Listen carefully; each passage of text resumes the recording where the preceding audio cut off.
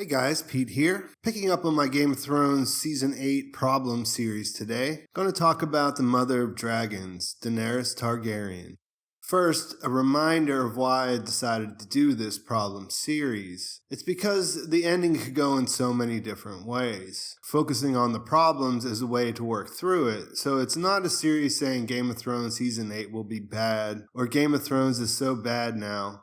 I think the end of the series will be good, or at least enjoyable, even though there are such high expectations. But when trying to sift through all the textual evidence we have in the books and what we've seen in the show, I find it very hard to see what a good ending looks like.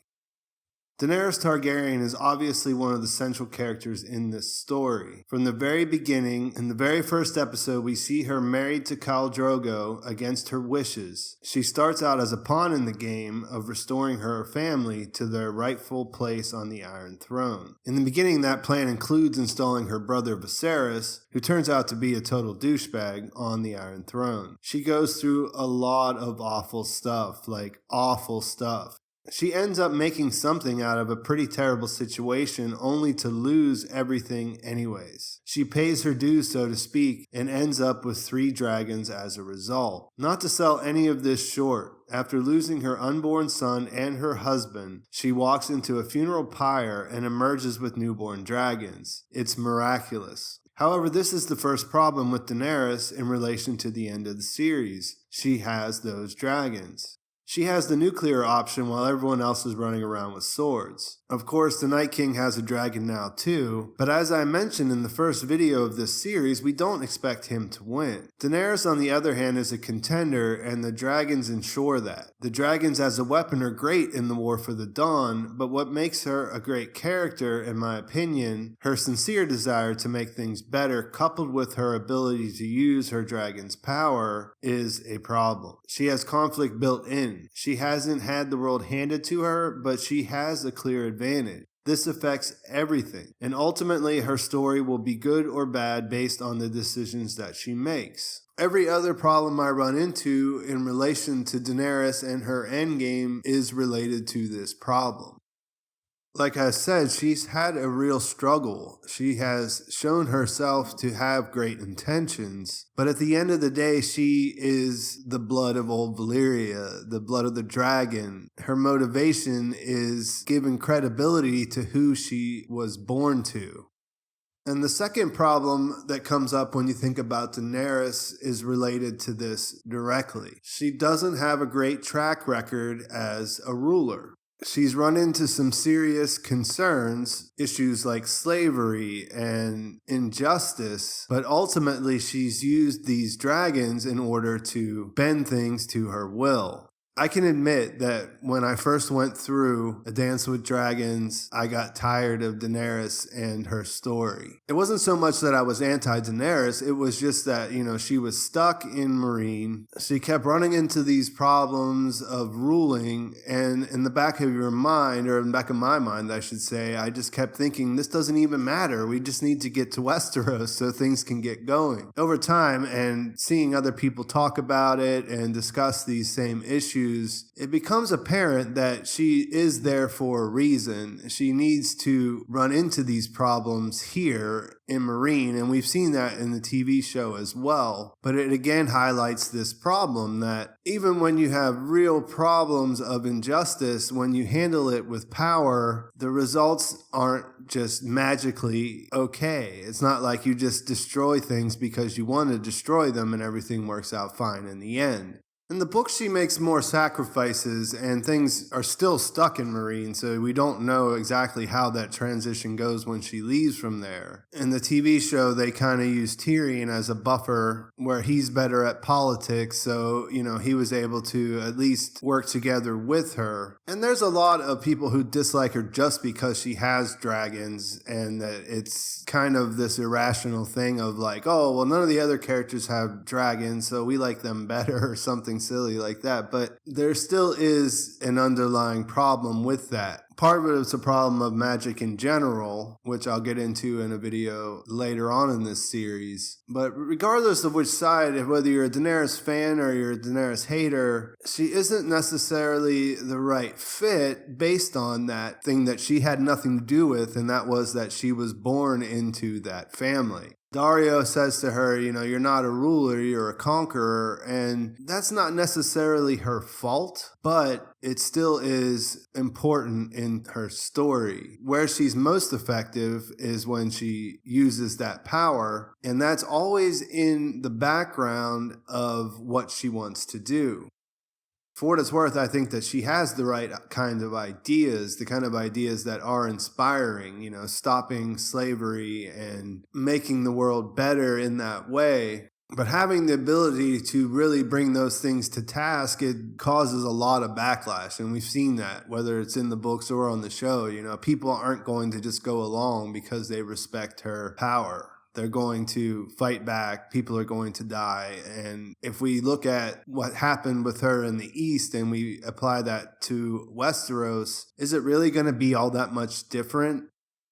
There's a couple other problems that come up when we think about her in the endgame, and those are practical problems. The first is related to what we've just been talking about, but she isn't actually the heir to the throne after all, and she is going to find that out because she happens to be in a relationship with the rightful heir. Of course, he is actually her nephew, which is another layer to that side of the problem, but the second is that she is likely pregnant with the actual heir's child. These two problems are obviously connected, and well, that makes things complicated.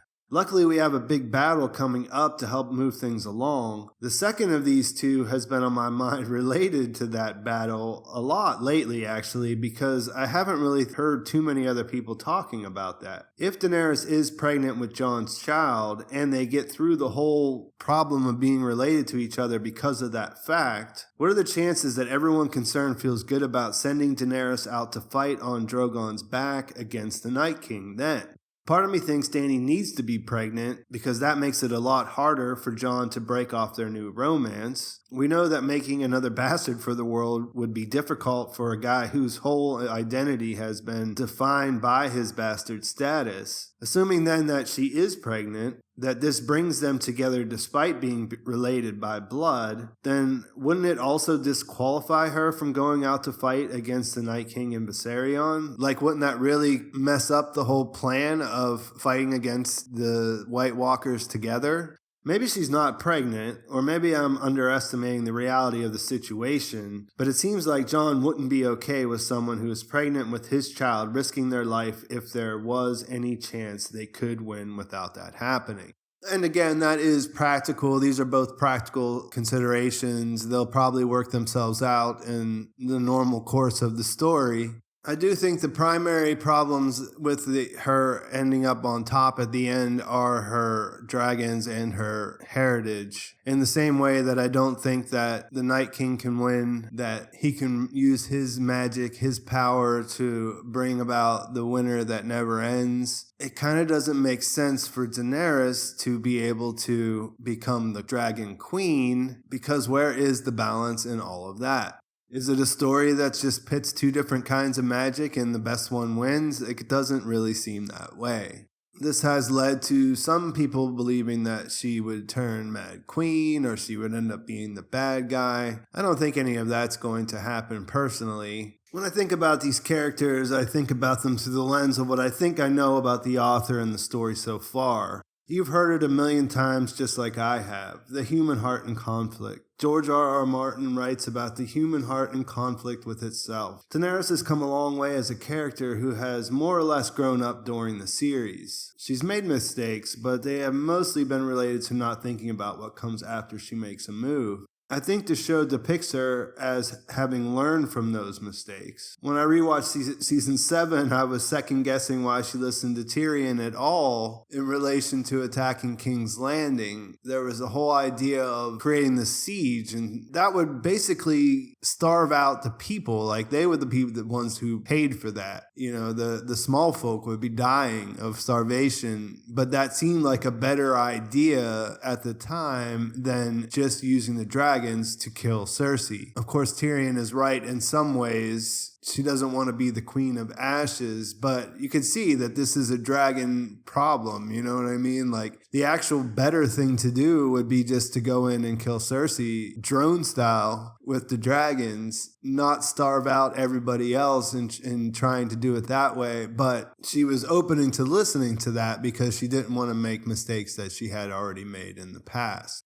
But yeah, I mean, I think that is her conflict, right? She wants to do well. She has more power than anybody should have. And like I said at the beginning, it's all going to come down to the decisions that she makes. So are those decisions that she's set up to make, those hard decisions that will define her as a hero in this kind of story, do those involve her making the ultimate sacrifice? Does it mean that she goes down fighting for the right side or for a just cause? Or does it end her up as being the literal hero who sits on the throne and continues to rule from that place of power?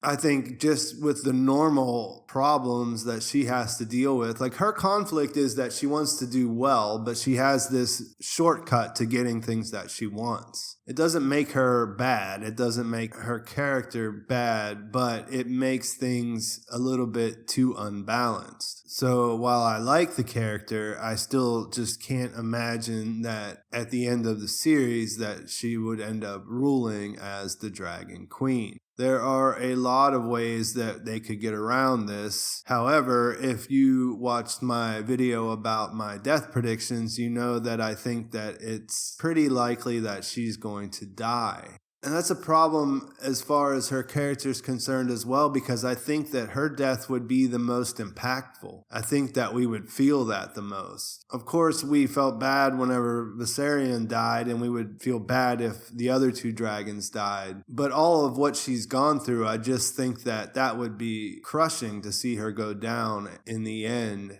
And it would be really just good TV, for better or worse, a good story. But, you know, I don't know. I made this series because it's hard to figure out what the best combination of all this is. I find it surprising sometimes whenever I'm on Twitter and I see people really hating on the character and following that mindset of, oh, well, if she didn't have dragons, she wouldn't be anybody kind of thing, that it doesn't really fit into my calculation of how the story goes. I mean, that's what she is. She is the mother of dragons. And the conflict I see is that she wants to be a mother character, but she also has the dragon side, the ability to just crush her opponents if necessary. And I think that the ending will have a system in place or a ruler in place that won't be able to do that so easily. I wouldn't rule it out all the way. I mean, as we're going to get into in the next couple of videos, no one is a good fit. And I talked about this in the last video in the series as well. No one's really a good fit. So I'll be interested to see what you guys think. What are your problems with Daenerys? How do you hope that her story ends?